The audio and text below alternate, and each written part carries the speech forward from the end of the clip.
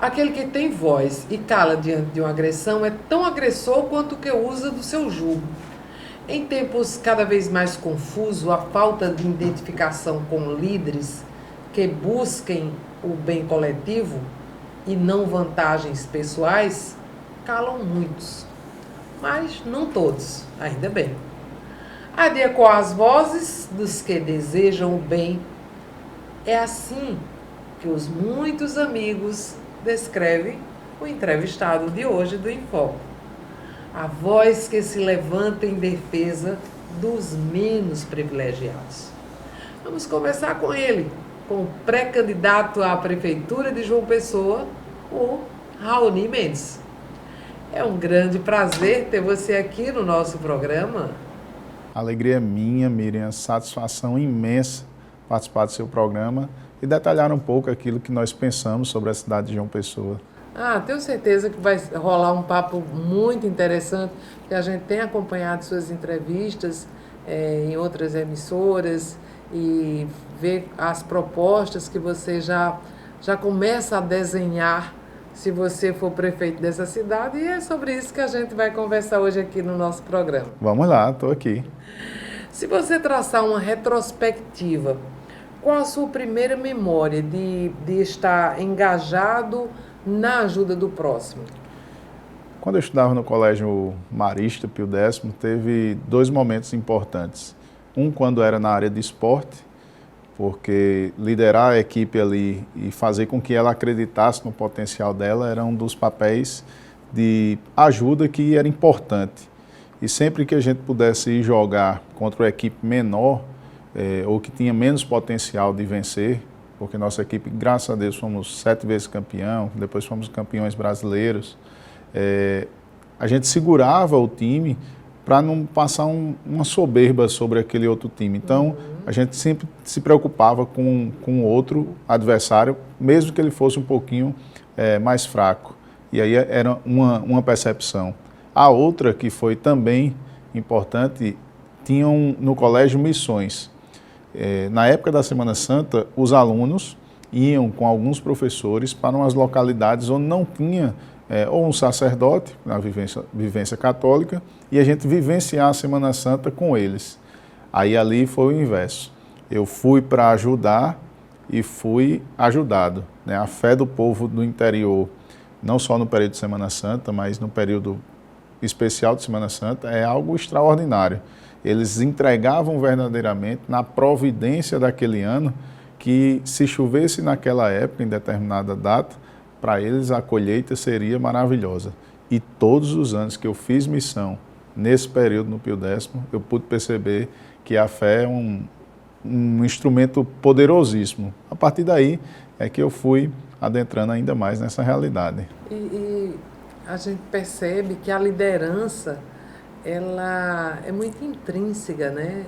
Assim, você não faz um líder, você não torna-se líder, porque aquela liderança já tem dentro de você, né? Isso mesmo. Hoje nós vivenciamos um cenário de muita estímulo, né, às lideranças, mas é para trazer de dentro de você aquela liderança que está parada ou está adormecida. Inclusive ele perguntar, mas eu acredito que você pode apenas complementar, o que rege seu coração com relação à política? O que é que rege seu coração? O que é que ele comanda você com relação à política? O bem, eu acho que é o princípio final, o bem comum.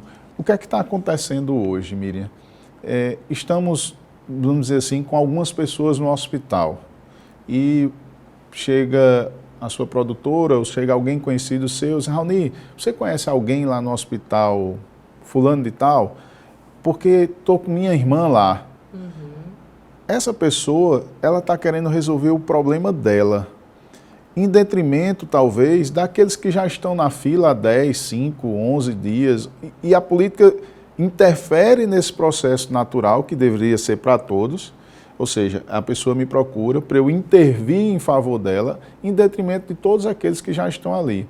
E eu acredito que, independente de alguém me procurar, e eu sempre ajudo ou contribuo para que facilite, mas quando eu vou num hospital facilitar, eu quero que todos tenham o mesmo atendimento não porque eu pedi, mas porque eles têm direito.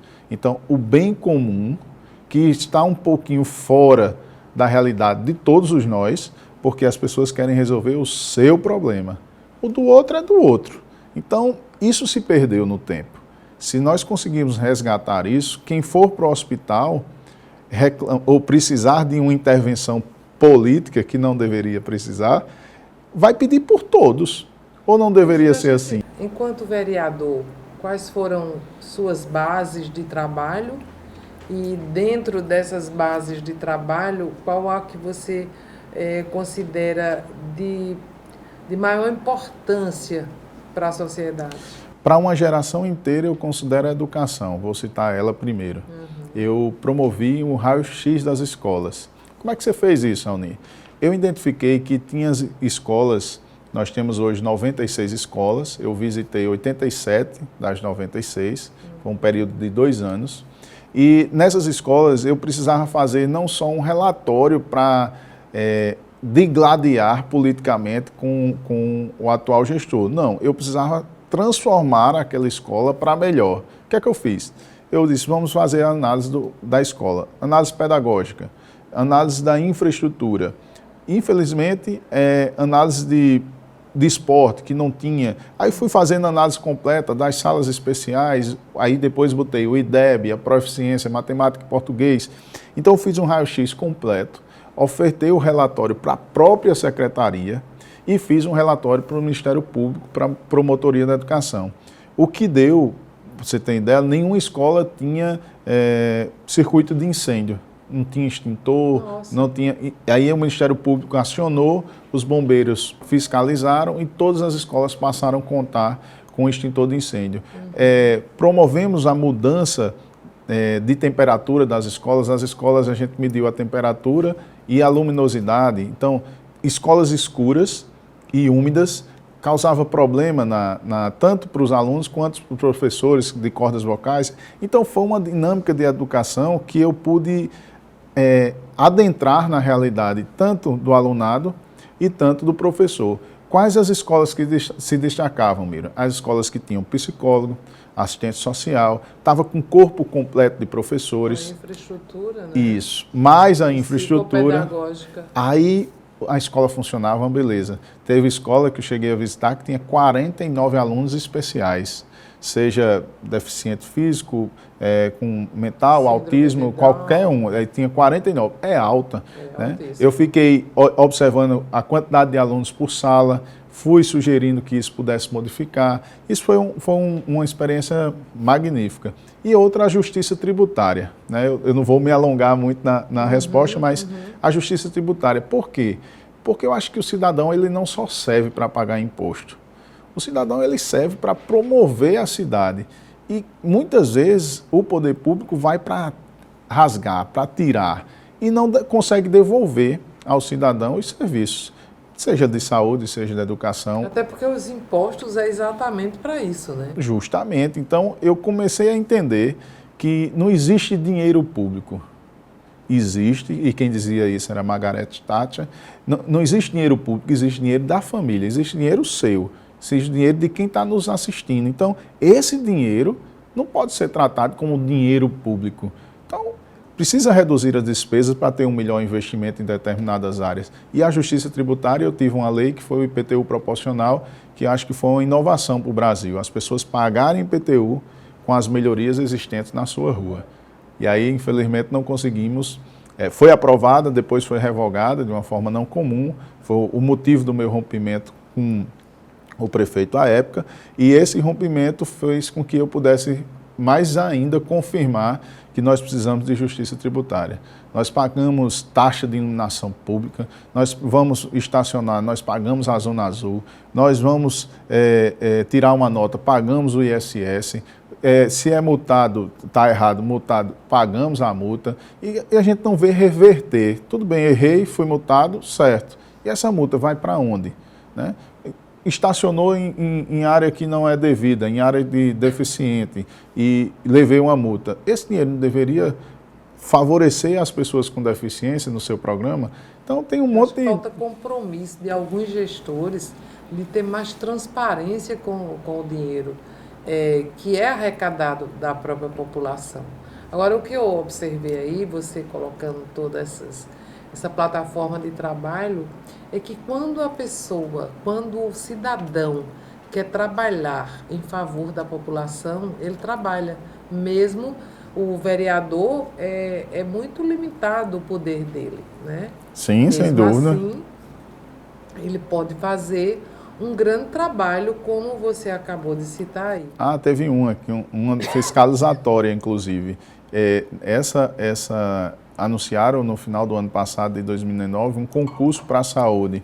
E foi justamente uma fiscalização que eu fiz em hospital.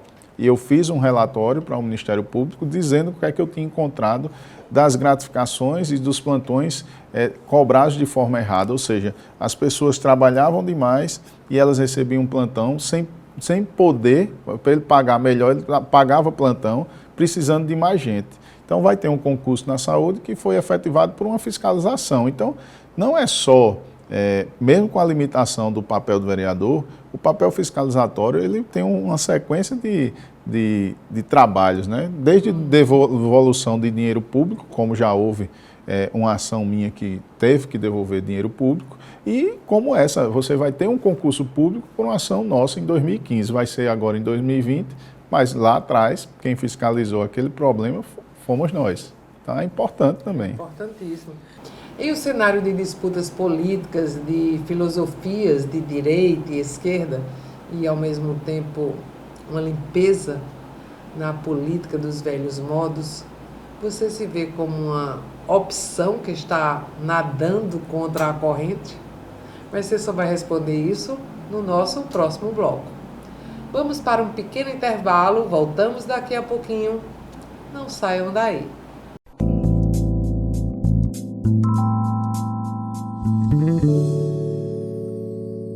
Bom, estamos de volta com o nosso bloco e agora com Raul Mendes respondendo como ele se vê nessa mudança de paradigmas de uma política que você ou é de esquerda ou você é de direita, nesses novos moldos da política brasileira. Ele anda de encontro a essa corrente? Como ele se analisa?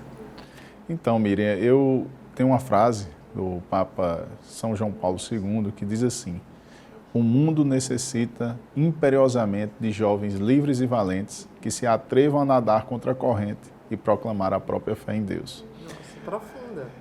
Isso, quando foi em 2006, né, a minha primeira candidatura, foi a motivação do qual eu encontrei forças, porque não tinha padrinho político, não tinha pai político, não tinha mãe política, não tinha absolutamente ninguém. Quer que eu vou me meter nisso? Minha mãe foi a primeira a dizer: meu filho, você tão caminhado na igreja, vai se meter em política? Aí eu fui muito claro: mãe, se os bons não ocuparem esses espaços, o mal toma de conta. E é justamente isso. É verdade. Eu correspondo àquilo que eu acredito, eu tenho um papel, a minha vida ela é conservadora, né? Entre altos e baixos eu busco sempre aquilo que eu acredito.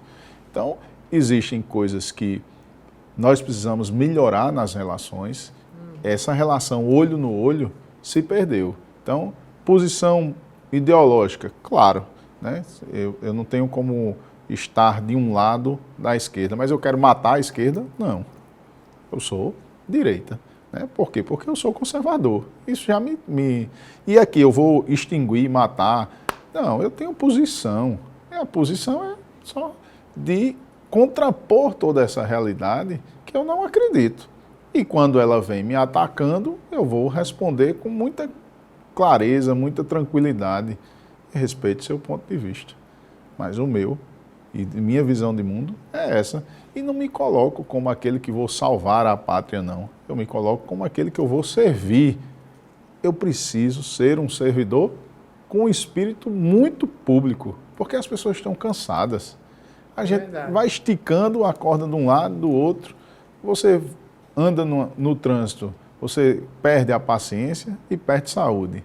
Você se perde no hospital, em relação ao hospital público, você está ali com o serviço público e as pessoas vão continuar discutindo a ideologia. Fazendo agora um exercício imaginativo. Quando você pensa em João Pessoa como prefeito, como é que você vê João Pessoa daqui a uns 2, 3 anos? Eu penso num sistema modal de transporte público, em que a pessoa tenha a facilidade de escolher a sua forma de se transportar. Por exemplo, muitos usam Uber, outros usam bicicletas, tantos mais nós possamos usar o patinete elétrico, termos ônibus com capacidade, com ar-condicionado, ônibus que possam transitar interbairros, porque tem bairros que a distância é tão curta, mas o cidadão tem que sair do seu bairro e ir para a integração para voltar, ou seja, 2h30, 1h30, tem bairro longamente distante.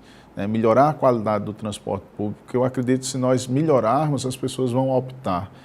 Eu acredito na intervenção municipal na área de segurança pública, com melhor iluminação pública, com os guardas municipais, já que João Pessoa tem acima de 800 mil habitantes, devidamente armados nos locais de praças, locais públicos, salvaguardando não só o patrimônio, mas a vida das pessoas, com interligação, porque todo bairro você pode ver que tem uma motinha cuidando. Então, daqui a 2 anos você ter essas ações que são empreendedoras, microempreendedoras, de guardar o seu bairro junto com a Guarda Municipal auxiliando.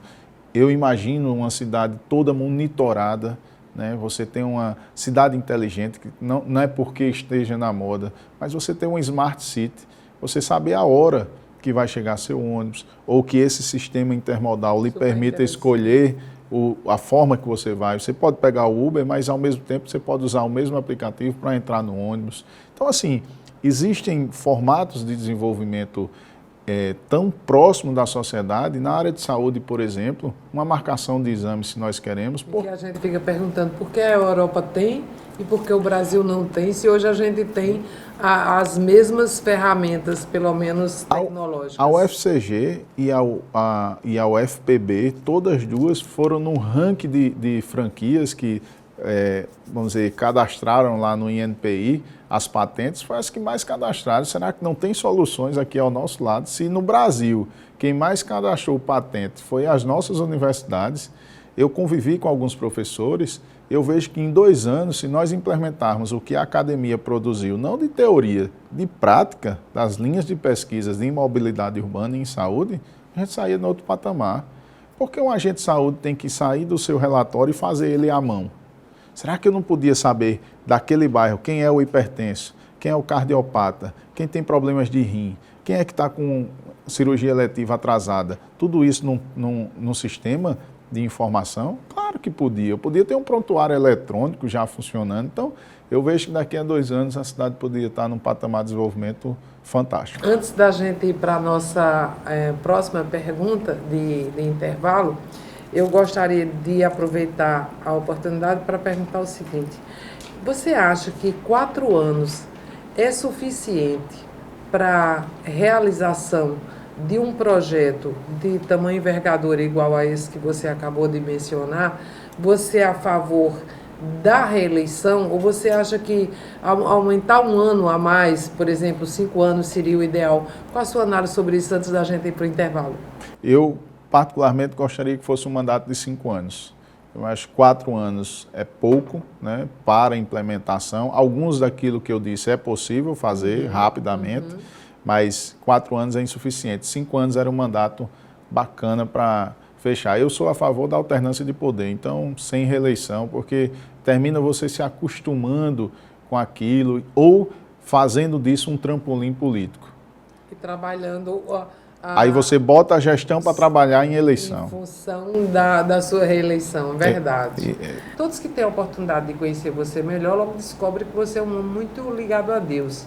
Certa feita eu ouvi você citar uma frase, do Papa João Paulo XXIII, e a frase dizia o seguinte: a política é a forma mais sublime de praticar a caridade. Você carregou isso para a sua vida e você entende que essa é a sua realização como cristão, mas você só vai responder isso no nosso próximo bloco. Vamos para um pequeno intervalo, voltamos daqui a pouquinho, não saiam daí, daqui a pouco com Raul Nimes.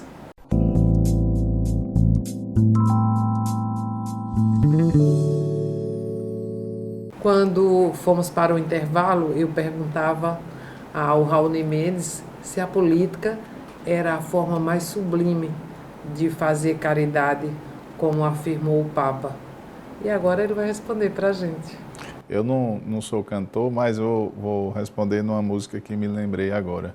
Ainda que eu falasse a língua dos homens e dos anjos, mas se eu não tiver amor, eu nada seria. Eu não tenho dúvida que a política, que é a arte de governar a cidade, praticada com amor, praticada com atenção, praticada para o bem comum, é a forma mais sublime de praticar a caridade. Eu não tenho dúvida, porque a caridade não é aquilo que eu dou ao outro, mas é aquilo que eu promovo. Porque a caridade é o amor, né? São Paulo ensina isso de forma sublime. Então, quando ele disse, São João 23 disse isso, foi algo assim que cravou, entendi, que não tenho dúvidas que a política é para reger isso. O problema é que eu estou buscando, muitas vezes, as pessoas, quando entram na política, estão buscando, aí eu vou me colocar, o próprio interesse. E quando seu interesse está acima, já não é amor, né?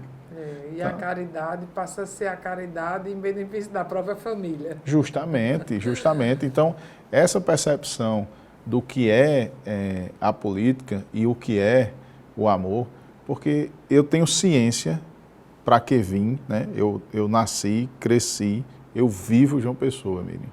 Eu tenho consciência daquilo que eu devo fazer.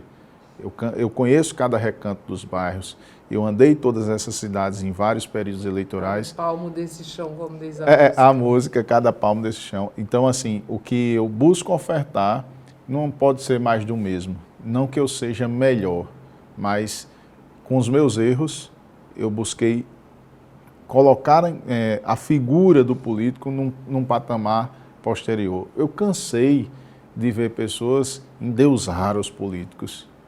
E, infelizmente, são seres humanos igual a cada um de nós. E aqueles que endeusam colocam o político no lugar de erro, inclusive, né? E nessa visão nós vamos prejudicando a própria política. Nós vamos fazer o seguinte: qual é a cidade que queremos? Vamos construí-la? Juntos, claro, sem dúvida. Então eu acho que ele acertou na frase, eu acho que é uma inspiração até divina. Eu tenho dúvida que a política é a forma mais sublime de praticar a caridade. A gente falando agora, que foi uma frase do Papa, você considera temerário misturar a política com a religião, levando em consideração que o nosso Estado é laico? Não, eu sou tranquilo em relação a isso, né? Eu consigo debater todos os problemas, eu consigo conversar sobre todos os assuntos. Nós temos sim um Estado laico, e isso deve ser preservado. Nosso povo é religioso, isso também deve ser preservado. E, como eu disse no início do nosso programa, da nossa conversa, o homem Raoni necessita de Deus para conduzir o político Raoni. Essa é a tônica. E quem não tem fé, quem não crê em nada, eu respeito. Para mim, vai ser um irmão. Eu conheço a pessoa ali e ela é ateia, não acredita em nada, ela é ateu. É uma escolha dela. E a minha fé, o que é que ela exige de mim? O respeito à opção dele. Agora nós vamos, além do nosso programa ser bem intimista, ele ainda tem uma linha mais ainda no final, que é quando a gente faz esse bate-bola, que eu pergunto algumas frases, algumas palavras, e você vai ser o mais sucinto. Deus. Tudo. Família. Minha base. Política. Meu amor. Quem é Raoni Mendes com defeitos e virtudes? Um servo que busca promover o bem comum. E meus defeitos às vezes, impaciência, né? E muita bravura, né? Eu fui criado com muita dureza, então eu tive muito amor, mas às vezes... creme de leite para falar as coisas, né? Muito objetivo, muito seco às vezes. Eu tenho um amigo que ele fala exatamente isso, olha, vamos colocar um creme de leite aqui, o creme de leite é para dar aquela suavizada. Quando você fala da sua vida, você vê que você teve valores e conceitos assim muito bons, que ainda hoje lhe passa esse sentimento. Quando você remete ao seu passado de infância, quando você era criança, o que é que lhe traz de memória boa que você lhe dá saudade? Meus cachorros, né? Eu montava nos cachorros, eu brincava na rua. Hoje eu não vejo isso, né? Meus filhos moram em apartamento, a gente não tem essa liberdade de ir e vir como a gente tinha antigamente. Eu andei de ônibus com 11 anos de idade. Hoje meu filho tem 13 e eu tenho que deixar e buscar, não consigo mandá-lo de ônibus. Então, essa verdadeira liberdade que eu vivi e que hoje eu vejo que muitos não têm a oportunidade de vivê-la. Eu queria que você deixasse a sua hashtag de hoje para o programa. Hashtag assiste a Miriam Ribeira. Obrigada. Raoni, suas palavras finais. Infelizmente, nosso programa está chegando ao fim. A palavra é sua. Acreditemos num mundo melhor, num Brasil melhor, numa João Pessoa melhor. É possível com a participação, com amor de cada um. Olha, muito obrigada pela sua presença. Foi muito bom ter você aqui. Espero que você saia vencedor, que seja vitorioso nessa conquista, nesses seus projetos, e que a gente possa ter um prefeito com esse nível de pensamento, com esse nível de gestão. Muito obrigado, Miriam. Deus abençoe e muito sucesso também para você. E assim, terminamos o Em Foco de hoje. Conto com a sua audiência no nosso próximo programa. Até lá. Obrigada.